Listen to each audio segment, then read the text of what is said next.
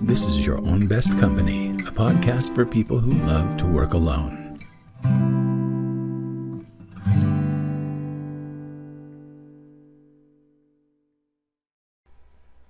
Hey, everybody, and welcome to Your Own Best Company. This is a podcast for people who love to work alone, and my name is Franklin Taggart. This podcast was my idea, and I am a person who loves working alone. We're in the second round of highlights from our first season that just wrapped up at the beginning of April. And this one is all focused on creativity. Many of my guests are creative people for a living, and they bring insights into their creative process, into just the way that they actually make it happen in the world. And they talk a little bit about some of the frustrations that they work through, and some of them have helpful tips on how to be more creative in what you do. The first person that we're going to hear from is Cheryl Benedict. Cheryl is a therapist and an organizational consultant who works primarily with organizations in transition. And in this excerpt, she talks about the time period in which she was led to write her book. You'll hear more about that. Her book is called The Wisdom of Transition, and you can find that at wisdomoftransition.com. Here is Cheryl Benedict.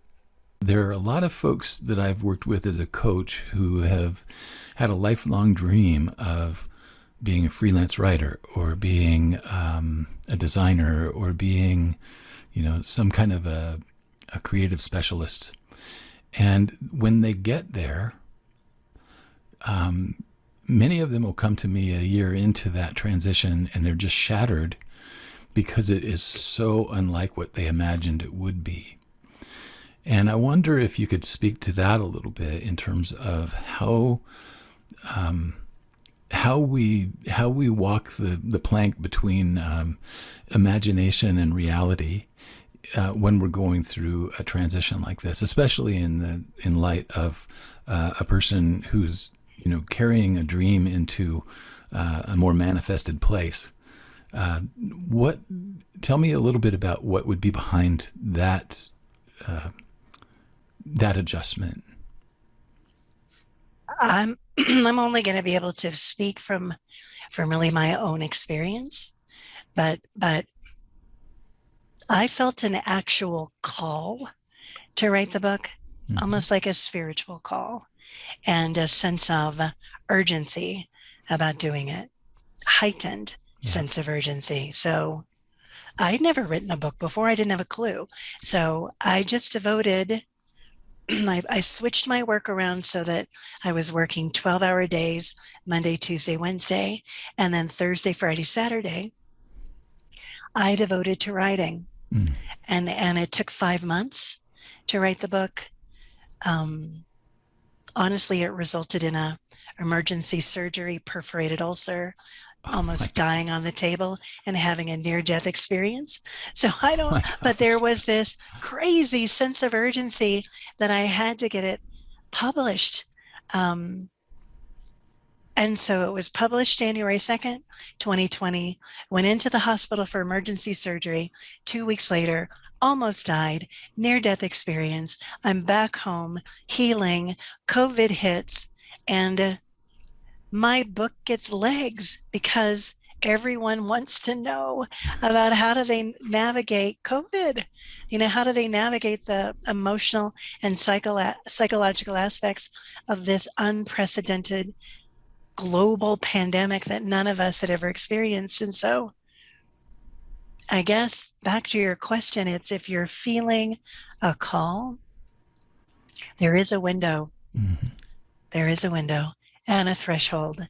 And I think it's very much a sense of intimacy with self to step across that threshold and say, yes, I'm the one.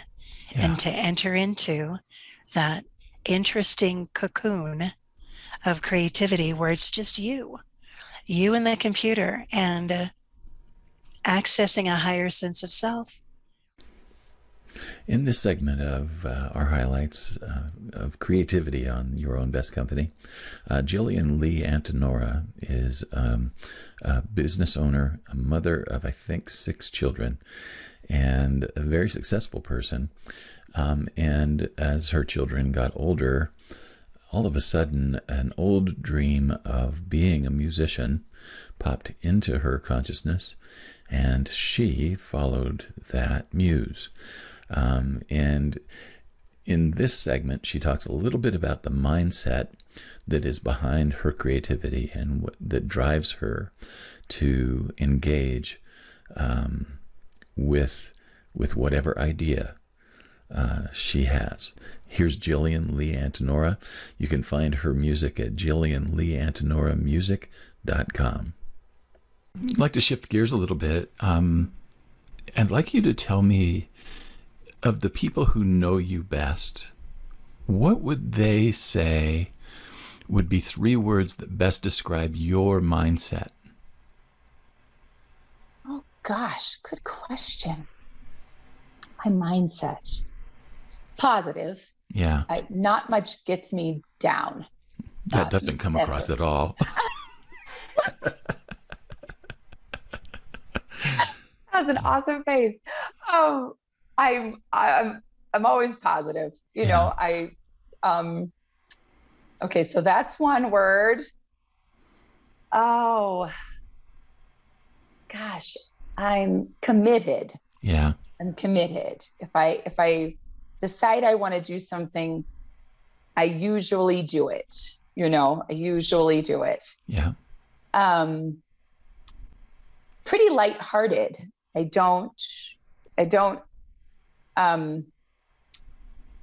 I'll be self-critical a lot. I can sometimes get paralyzed with that. Probably we all can, but I can brush things off pretty quickly to keep moving forward. Yeah. I can usually okay, if whatever which I think maybe that comes also from performing in lots of auditions, you have to brush it off. If someone doesn't like what you do or how you look or how you sound or whatever, it could be, and you just have to go, that's okay. That, you just keep moving forward. And disciplined. I'm really disciplined. Yeah. Which will come with the commitment of, if that's what it takes, then that's what I'll do. Yeah. I don't usually say, I'm going to take the easy way. I mean, we all do that a little bit sometimes, but I never usually stick with it. If it requires a little bit of discipline, I will add the discipline to my schedule to make sure I can get things in, because I'll be very dream oriented or goal oriented. That's what will drive me. Good. And so if I'm driven for it, I'll do what it takes. In our next segment of Creativity Highlights from Season 1 of Your Own Best Company, we're going to be hearing from Cynthia Trevino. Cynthia is a marketing mentor for particularly women in solopreneur businesses and in coaching and consulting businesses. And she is a content specialist. She will help people get their content plan in order. In this particular segment, she is talking about the central role of creating content and reusing content in order to create a more visible presence online. You can find Cynthia at shemarketsmentor.com. Content creation, especially for solopreneurs, is probably a central part of what we all do daily. I know that if I were to look at the amount of time that I spend on different activities, that content creation is probably right up there with actually delivering services. So I'm really looking forward to what you have to share with us today. And could you give us a little bit of an intro as to what we're about to see? Absolutely. So yes, content creation is just about everything. And I'm formatting some steps to follow. And when we say content creation, it can be anything. If you like to write, you can do a blog. I do like blogs because they're quick and easy, right? Or if you're doing outlines for your podcast, or if you're doing a show flow for your video recordings, whatever you're doing, or if you're creating a blog and then you're going to morph it into, remix it, recycle it, repurpose it into a video or a podcast. So it's your content. It can go in any direction. So that's why I've tried to outline some steps and give you a foundation, give your listeners a foundation, so that when they do their, as you said, if you're a solopreneur, if you're an independent business owner, content is huge. Because let's face it, we need to show up online. We need to share snippets of our expertise. So that's why I've created these steps to help people look at it in a way that they can build and be ready. Because I don't want anyone to wake up again, another solopreneur, and realize, oh my gosh, I haven't posted on social media for a week or a month. Yeah. And then open up a Google Doc and stare at a blank screen for half an hour. I mean, I've done that. So have you? Oh, yeah. Communication is the center of everything that we do in life, in business, and everywhere else. And our next highlight features Breanna Gunn. Breanna is a copywriter for all kinds of different businesses. And in this segment, we're talking about creating a kind of a framework for you to be able to communicate about your business, or about whatever it is that you're, trying to get the message across about. And I really appreciated this particular tool or concept. It's just, she calls it content pillars. And listen to what she has to say about that. If you want to get in touch with Breanna, you can find her at breannagunn.com. What do you think about message frameworks? And are there any that you like or recommend? That's a good question. I feel like everyone needs to understand their brand's content pillars, which is like your messaging framework. I don't have a preference for what type of framework you use or whose framework you use, but you do need to have 3 to 5 pillars where people can identify you as that's their expertise. What I mean by that is, for example, in my business, one of my pillars is copywriting, one of my pillars is marketing, and another of my pillars is strategy. And all of the content that I produce falls under one of those 3 pillars, or it doesn't go on my social media. It doesn't go in my email. It doesn't go anywhere, because it doesn't help to extend the life of my brand. It doesn't help to educate my followers. Yeah. I'm really passionate about you understanding your branding. Like, if you don't understand your brand to the point where you have your content pillars figured out, then you're not ready for a copywriter. Storytelling has been all over the press, especially in business circles, for the last few years, as a core part of marketing. And the guest that's coming up is Johanna Walker, and she is a storytelling and performance coach, helping people to get their stories together and their presentations, and to perfect their performances. She's also the host of the Boulder Story Slam in Boulder, Colorado.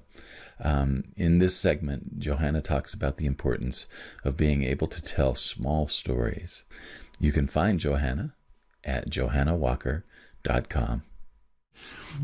My grandparents, I don't think they lived 100 miles away from where they grew up, So it was like they knew everybody, and the family members would just stop by. Yeah. And so they were really adept, just out of necessity, at being able to say what was going on for them. Yeah. Yeah, it's true. And I think there's definitely a resurgence of storytelling. And it's still, I find a lot with people that I work with that a lot of people don't actually know what a story is. Yeah. They think they're telling a story, but there's not really a story there. Yeah. It's more like just information, right? Yeah. Data. Yeah. And so I find it really fun to get in there and find the story. And I was just teaching in my Speakers Playground group, which is the ongoing practice and training group I lead. Yeah. We were just working with storytelling, and the stories that people came in with were big stories, like big stories, this is my story, and the big life stories, and I must tell a story that is meaningful and profound and has deep lessons. And those are beautiful and important and necessary stories to tell. And, it can be hard to find it sometimes. So I was really encouraging them to tell smaller stories, because when you're telling a smaller story, you can really find the arc of it, like just the benign stories of our day, to find that arc of the story, the beginning, middle, end. What's the change? What's the transformation? When was the turning point moment? That can really help you understand the structure of a story. Yeah. So that then it's like, oh, I get this. And then when I tell the big story, I've got it. In this next segment, we're going to be hearing from Diana Needham. Diana is a book coach for entrepreneurs and self-publishing authors. And she is someone who helps people from the very concept of their book all the way through getting them on Amazon bestseller lists. In this particular segment, she's talking about an important question that I think all creators need to entertain, and that is, who is your book not for, or who is your product not for? Sometimes it's easier to identify who it's not for than who it is for in the beginning of a process. And as you start to understand who it's not for, you can then figure out who is your product really for. So here's Diana Needham. You can find Diana at businessbookpartners.com. All right, let's move on to question 4. Question number 4, and this might seem kind of odd, but question number 4 is, who's this book not for? I love that question. Now, we've talked about who it is for, but it really gets people thinking about who it's not for. And one of the reasons I ask them, because it causes them to think, is I want them to be prepared that their book is not for everyone. So again, your message to your ideal client should be like as clear as a dog whistle. Yeah. Like, I'm speaking to you, right? And let the cats and the raccoons move on. They're going to move on. So I need you to emotionally prepare for the fact that the cats and the raccoons might show up. Yeah. And they probably are not going to love your book. And that's okay. Well, one of the things we can also talk about with this question is that very often people think that what they do is really for everybody, but the truth is that it's impossible to market to everybody. Correct. So when you're marketing a book, knowing who it's not for is just as important from a marketing standpoint as it is to know who it is for. And kind of going, so that's kind of going back to our question about who is your ideal client. When I said, write down as much as you know about them, like what magazines do they read, what podcasts do they, if you don't know, ask your ideal clients, they'll tell you. Yeah. Why would we care? Because when we get ready to, as we get further in the process, if you know what podcast they're listening to, guess what? You can go raise your hand now that you're a published author and ask if you could be a guest.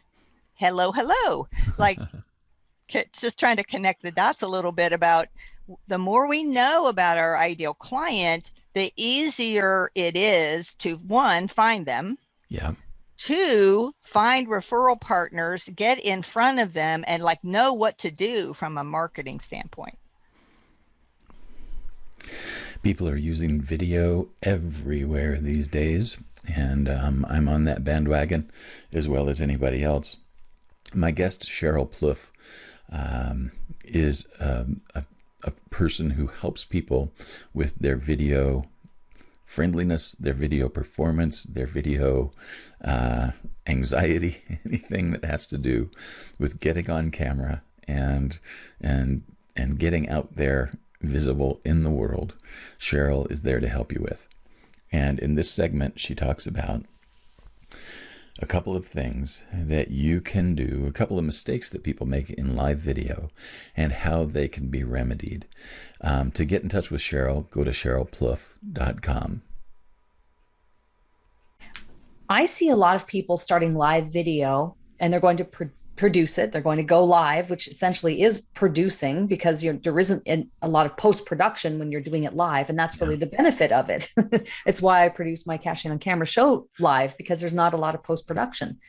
But even when you're going live and you're going to produce your live video, people will open the video in often one of two ways. One way is they'll open and say, "Hi, everybody. Hey, everyone. So, hey, and so what happens then by addressing the camera, the lens, as everyone or everybody, there's no personal connection, because the person on the other end knows that you're not talking just to them. You're talking to everyone, the collective everyone. And this is something that we're taught as broadcasters, that when you are talking to the camera, in my case, in a studio environment, to these massive $50,000 cameras, you might be speaking to your smartphone. It doesn't matter.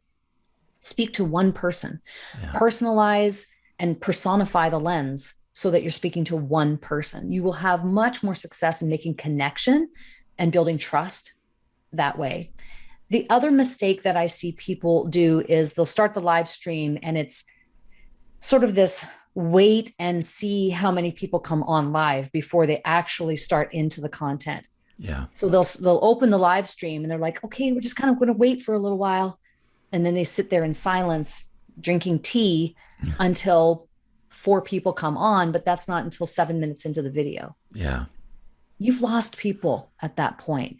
So what's better to do with your live video is use the framework of engage, educate, and enroll right from the get-go. The first words that should be coming out of your mouth, whether you're doing a recorded video or especially, a live video, is have either a startling statistic, a bold statement, or a short question.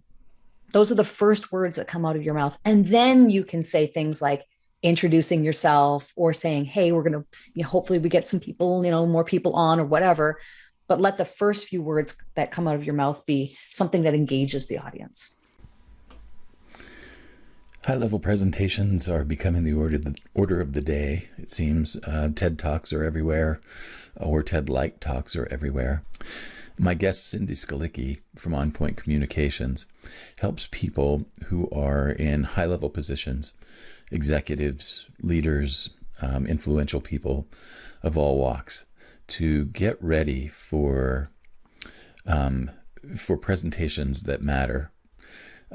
She helps them to prepare, she helps them to create the presentation, and she helps them to warm up the audience. And in this particular segment, she is talking about one of the practices that she has of getting in touch with people prior to giving her talk, and how that helps her to build a sense of connection before she even gets there. Here's Cindy Skalicky. You can find her at onpointcommunications.com. Cindy, I'm curious about one thing. Yeah. With the type of research that you do, where you actually find out who your audience is ahead of time, and you go and find out as much as you can about them, do you recognize their faces when you get up on stage? I certainly try to. Yeah. I've also linked with them in advance on LinkedIn. I just say, I really try to do some touch point with an audience before I grace the stage. Okay. I will go through that list and say, hey, Joe, I'm really looking forward to meeting you tomorrow. It's very surface, very nothing, just a drop, like, hello, I'm excited to meet you and do the training tomorrow. See you in the morning. That's it. And then I'll just go. And then I try to pick a couple people maybe that I want to talk to after, or because they're aligned in a certain way with me, or I'm curious. So yes, I definitely try. It's time consuming, of course, but it's very worthwhile, because that's how you bring the value that's beyond other people who just have a canned speech. Well, that's just it. You've done all the connecting work ahead of time. People love it. I mean, I send out I send out welcome videos to large groups that I'm like, here's a 1-minute video of me, just, so they can hear my voice and see how I move and see what I'm about and hear my tone of voice. And I just say, welcome. I'm so excited to do this half-day training with you all tomorrow. Bring your paper, bring your pencil, bring your questions, bring your coffee. I'll see you then. It's just simple, but it's just a connection point that does matter. So, Yeah. I like to do that. I think it makes it more fun for me too. It kind of calms my nerves, if I'm being honest, Yeah.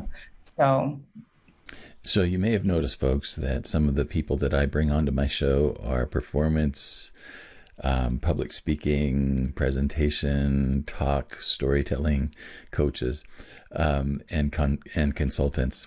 That probably is just because it's something that I have a deep interest in, and it's something that I'm also fascinated by. And it's my show, so if you don't like it, I'm sorry. Sorry, not sorry. The next segment is going to feature my friend Meridith Grundei, and Meridith is an actress, director, and she's also a brilliant coach and consultant, helping individuals and organizations to improve their stage presence and delivery in remarkable ways. And she has a program called Confidently Speaking. That's a group program for people who want to up their public speaking game. In addition to that, she's just a wonderful presenter and coach herself. And in this particular segment, she is talking about the individuality of practice.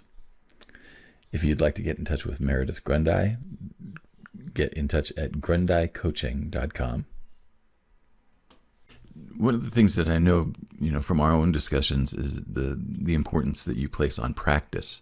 Mm-hmm. And can you talk a little bit about how you encourage people to practice speaking? Yeah, there's a lot I could say about that. I'm going to start by saying I am not a believer.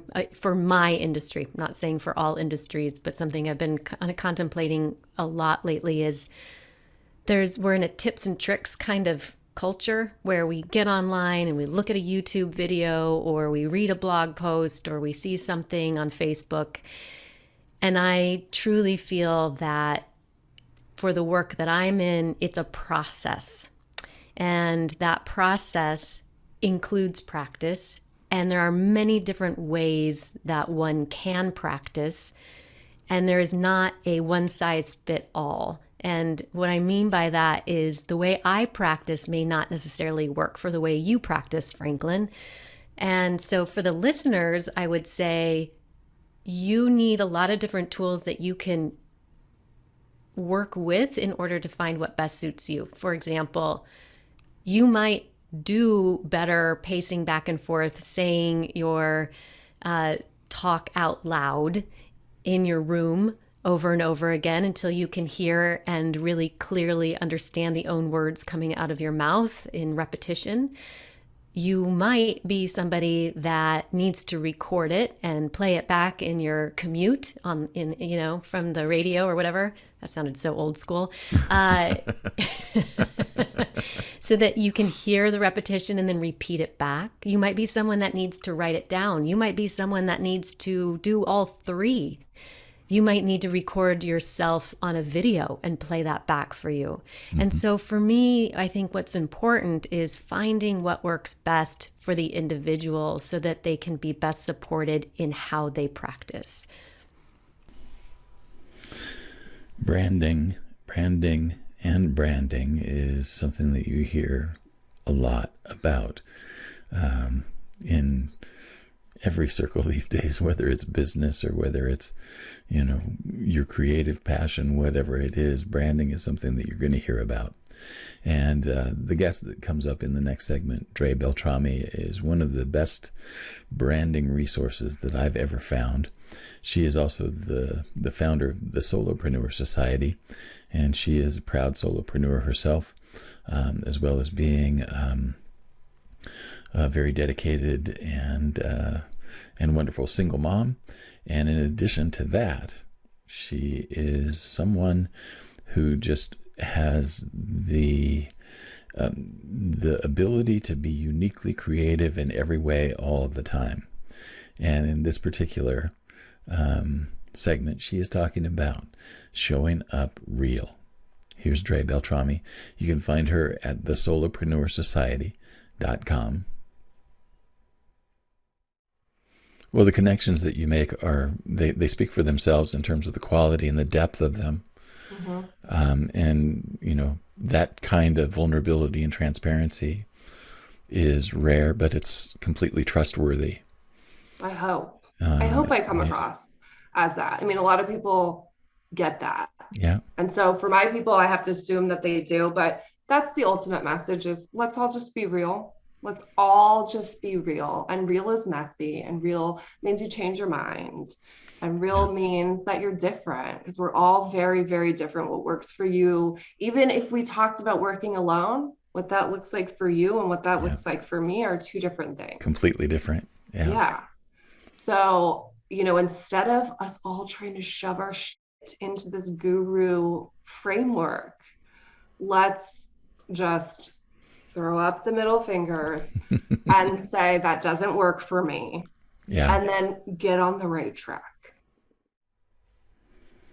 Got one more highlight to share with you in this episode today from our very first season of Your Own Best Company. Sometimes we creative folks need a break. And the guest that I have here is Teresa Funke, a very dear friend of mine. Teresa is an author and an entrepreneur and a publisher and she's really a Renaissance woman. And in this particular episode, she was talking about taking a sabbatical over the last couple of years and how that has, affected her, how that has, been much different than she ever thought a sabbatical would be.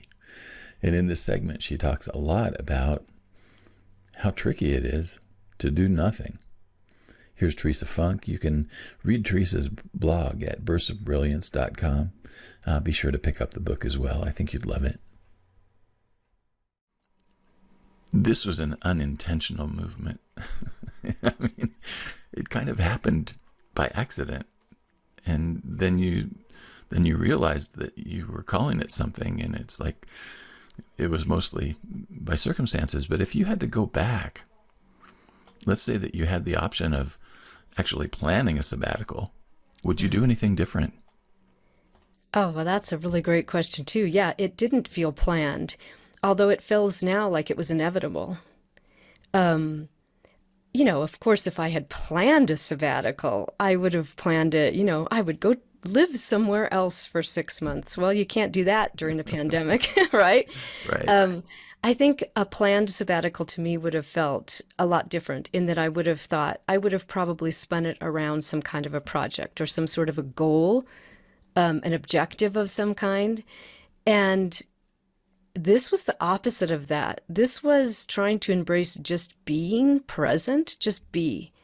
And for me, that was super, super difficult, always has been. So it was kind of the opposite of how I would have structured a sabbatical before, which, like I said, would have been very productive. And that was even how I was thinking of the word. But it wasn't about that. It was about learning how to let go and just be, which, oh my gosh, that was so hard for me. Like, it's funny because people say, well, aren't you lucky you've been taking a sabbatical? And I will look them in the eye and say, honestly, this is the hardest thing I've ever done. Giving myself permission to have 6 months to just be, ironically, is the hardest thing I've ever done. So that does it for our second reel of highlights, which is all about creative process and creativity in general. Can you just tell that I just love talking to the folks that are guests on my show?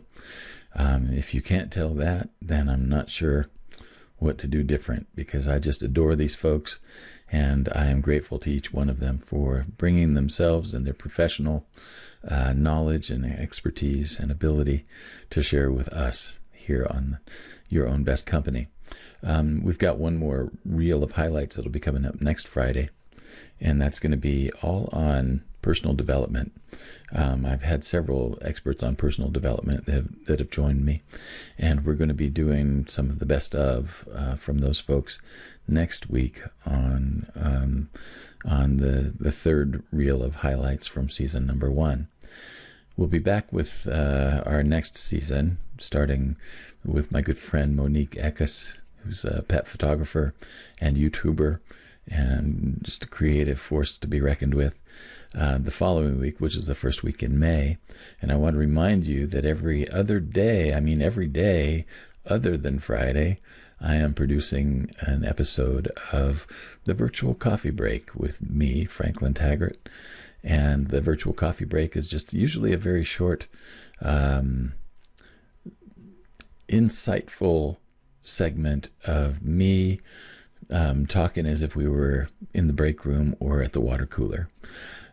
So if you're looking for more of this kind of conversation, join me every day. I'm online every day. Can you believe that I'm online every day? I really can't. But in any case, go to my YouTube channel or to my website and subscribe and join me as often as you can. It's appreciated. Your time and attention mean everything to me, and I am grateful that you've chosen to spend some of them with me. I hope you have a good one, and I'll be back tomorrow with a virtual coffee break. Thanks for listening to Your Own Best Company. If you enjoyed the show, would you do me a favor and subscribe on YouTube, Spotify, Apple Podcasts, or your favorite podcast host? If you really love it, leave me a review or share it with your circles.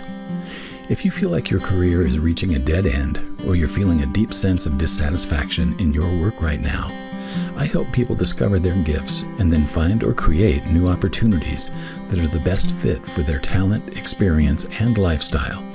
Email me at coaching@franklintaggart.com for more information. I also help people start, finish, and launch creative projects, and I offer an ongoing marketing mastermind for solopreneurs and freelancers. More information on these programs and services can be found at franklintaggart.com. Thanks again for spending this time with me.